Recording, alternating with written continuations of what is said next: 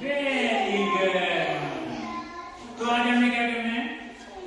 हाँ, आज हम आपको एनिमल्स दिखाएंगे। क्या दिखाएंगे? एनिमल्स। एनिमल्स कहाँ रहते हैं पता है? कहाँ रहते हैं? जंगल में।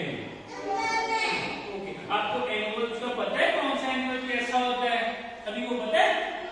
Okay, very good. तो बताओ ये कौन सा एनिमल है? हिरन। हिरन होता है इसे।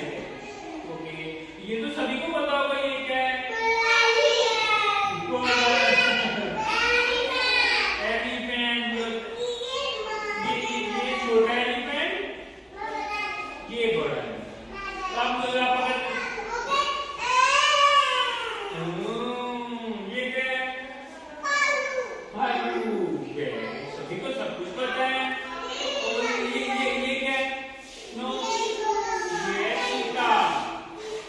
चीता, लायन। ओके, और ये क्या होता है? ज़ेब्रा।